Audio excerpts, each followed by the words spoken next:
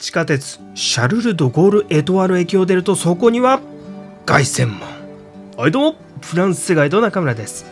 今回は凱旋門をスタートして、皆様をパリのクリスマスイルミネーションツアーにお連れしたいと思います。それでは早速行きましょう。今回はね、パリのクリスマスイルミネーションといったらここでしょっていう場所を一晩で回れるようにピックアップいたしました。だいたい2時間ぐらいあれば回れると思うので、パリを旅行予定だという方はぜひね、ルートを参考にしてくださいね。そうそう、撮影日ちょうどね、満月だったんですよ。パリのイルミネーションツアーフルムーンスペシャルということで、今回お届けしたいと思います。ということで、まずはパリのクリスマスイルミネーションの定番といえばやはりここでしょう、シャンゼリゼ大通り。世界で最も有名な大通りは年末になると毎年このようにライトアップされるんですね。今年のシャンゼリゼイルミネーションは11月19日から1月7日まで。辺りが暗くなるだいたい夕方5時ぐらいですかね。深夜12時までやってます。深夜になると電飾消すっていうのはここ最近始まったんじゃないかなと思うんだけど、省エネ対策ですね。おっと、ルイ・ヴィトンの巨大なカバンが現れた。これは現在ルイ・ヴィトングループが建設途中のホテルなんですよ。工事現場なので足場を組まなきゃいけないでしょ。その足場に装飾をつけて巨大なカバンにしてるんですよね。巨大な鍵もありますよ。すごいね。その隣がルイ・ヴィトンのショップですね。いつもね、買い物客で賑わっております。ウィンドウもこのようにクリスマス仕様になっております。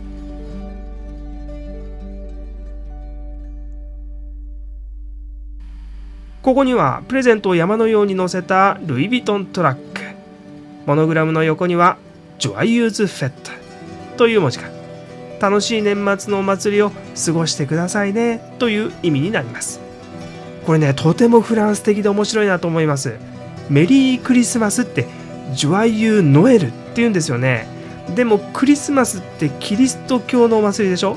フランスにはイスラム系もユダヤ系もそれ以外もたくさんいますから、クリスマスっていう言葉を使わずにお祭りっていうニュートラルな言葉を使ってるんですね。ここも綺麗でしょう。老舗カフェレストランのフーケッツでございます。高級カフェですね。入り口で迎えてくれるのはくるみ割り人形の兵隊。バレエくるみ割り人形もクリスマスイブに起こる不思議なストーリーでしたよね。いつも不思議に思うのは、冬でもテラスで食べる人たち、毛布をかけてね、凍えながら食べてるんですけど、なんでなんでしょう。テラスではタバコ吸えるっていうのもあるんですけど、タバコってそんなに吸いたいもんですかね。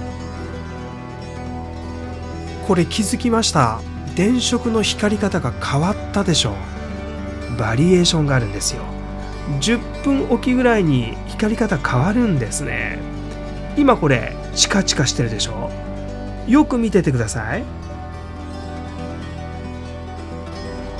ほら変わったね。今はチカチカと黄色が同時についております。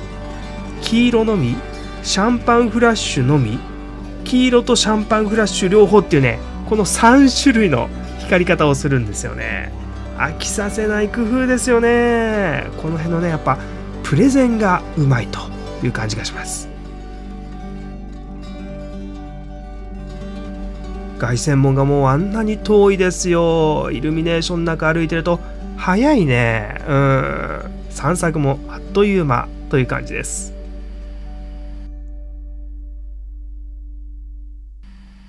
マカロンで有名なラデュレ出てきました。ここもね、現在修復中なんですけども、足場をこれプレゼントみたいにしてんですよね。そしてここは歩道に設置したプレハブ。店舗はこちらで営業中でございます。プレハブもね、洒落てるんですよね。さすがですよ。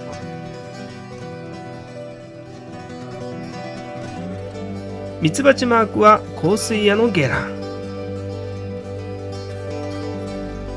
クリスマスプレゼント買いに来たんでしょうか。はい、ということでここまでがシャンゼリゼ。綺麗でしたね。目の前にはフランクリン・ルーズベルト駅が見えてきました。ここから右に入るとここも綺麗な場所があるんですよ。モンテーニュ通り、めっちゃ綺麗でしょ。モンテーニュ通りは高級ブランド店が並ぶシックな通りです。イルミネーションも温かみのある黄色でクラシックスタイル、シックで落ち着いてるでしょ。ラルフローレン、かっこいいね。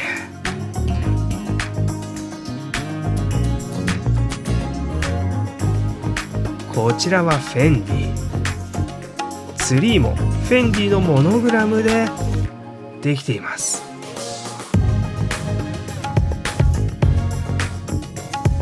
ロエベンのショップには商品と同時にアート作品なんかも手にされています。そして光り輝く巨大な蝶が出てきましたよ。クリスチャン・ディオール。今いるモンテーニュ通りは第二次大戦後、クリスチャン・ディオールがここにお店を出したことによって高級ブランド店が集まるようになったんです。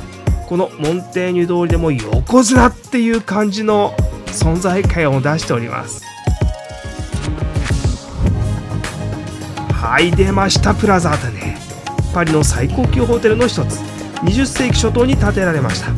ホテルの最高ランクって5つ星なんですけど、パリではさらにその上のパレスっていうランクがあるんですよね。宮殿って意味ですよ。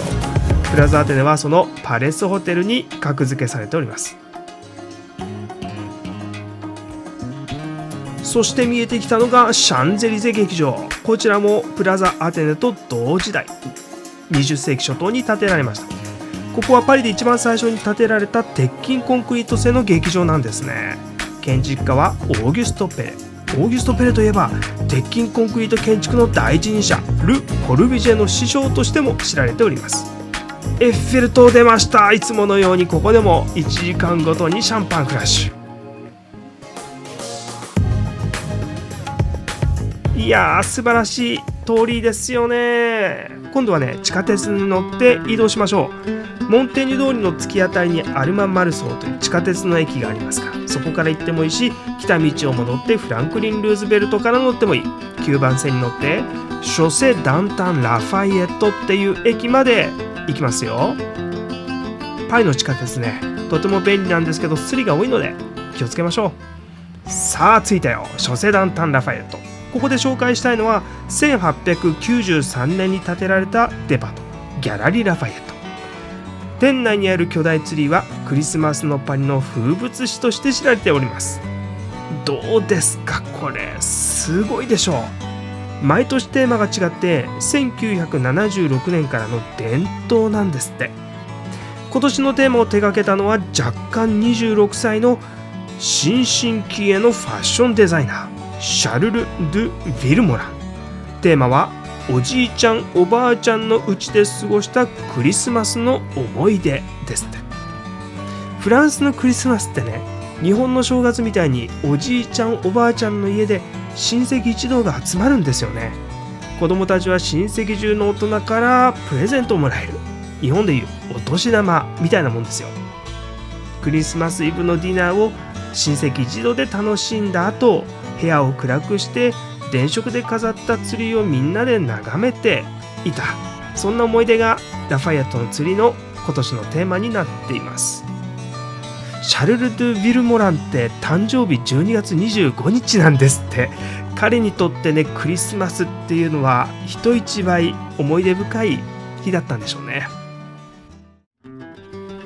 さて、外に出たら今度はショーウィンドウに注目してください。クリスマス時期はね、毎年動く人形たちがさまざまな場面を演出しております。それぞれが操り人形になっているんですけど、これがねすごく精巧なんですよ。生きてるみたい。まさに職人技ですね。実はね、ツリーのテーマとショーウィンドウのテーマって連動してるんですよ。ここもシャルル・ドゥ・ヴィルモランがデザインしてるんです。今回の主役はね、ここにいる小さな女の子、部屋の中にいるでしょ。シャルル・ドゥ・ヴィルモランと書いてある向こうには魔法のノートと魔法のペン。クリスマスのプレゼントにこの子がもらったんだね。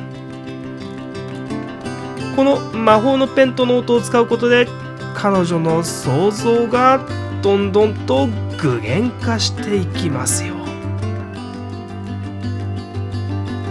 ほら、キャンパスに描いた花は生き物となって飛び出してきた。これまさにシャルル・ドゥ・ヴィルモラン自身のことなんですよね。彼は3年前にデザイナー学校を卒業するんだけど、その時ちょうどコロナで外に出られなかった。そこで彼は手書きデッサンをヴィルモランコレクションとしてインターネットで発表していくんですよね。強烈な色彩と大胆なデザイン、自由な創造性にあふれていると注目されていきました。そして若干26歳でアパレルブランドロシャスのアーティスティックディレクターにまで上り詰めるんです。まさにね、魔法のペンによって彼は華やかな世界の扉を開くことができたんですね。さあ、最後に紹介するのはパリ市庁舎。もう一度地下鉄7番線に乗ってシャトレまで移動しましょう。電車はね、最後尾に乗ると出口に近いですから、シャトレはね、巨大な駅で迷ってしまうっていうことがあるんですけど、この出口サンマルタン口から出るとパリ市庁舎のすぐ近くに出られますんで。ということでやってきました。パリ市庁舎かっこいいね。もともとは16世紀にフランソワ1世が建てたルネッサンス様式の建築でした。1871年パリコミューンの時に火災に遭ってしまうので、その後同じルネッサンス様式で建て直されております。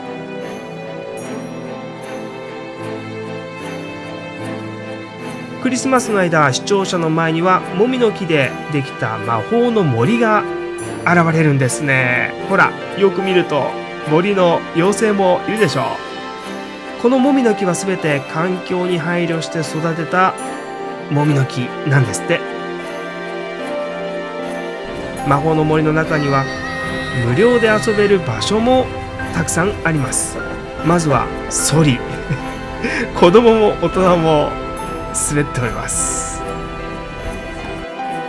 そしてロッククライミング、結構な高さまで登っていってんですけど、怖くないのかな。そしてね、クリスマス期間中メリーゴーランドがなんと無料で乗れるんですよ。ここぞとばかりね、結構大人たちが乗っております。そして2024年といえばオリンピック・パラリンピック、大きなイベントパリで待ってますよ。グッズも売っております。この赤いキャラクターはフリジア帽子がモデルになっているんですね。もともとは古代ローマで自由になった奴隷がかぶっていた帽子なんです。フランス革命の時に共和制の象徴になりました。ちなみにこの人形25ユーロ、高いっすね。パリ市庁舎の前にはちょっとしたクリスマス市が立っております。最後にね、クリスマスの定番ホットワインを飲んで今回の巣は締めましょうか。はい、ということでホットワイン買ってきたよ。乾杯しましょうか。それでは皆さん、サンテということで、あったかくて美味しいね。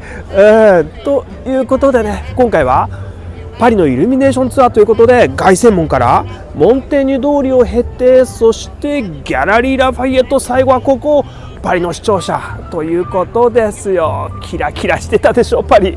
年末のパリはね、このように光り輝くので、そんなね美しいパリを皆さんにご紹介できたら嬉しいなと思います。ということで今回はこの辺にしておきましょう。またね、次の動画でお会いします。それでは皆さん、ジョイズフェット。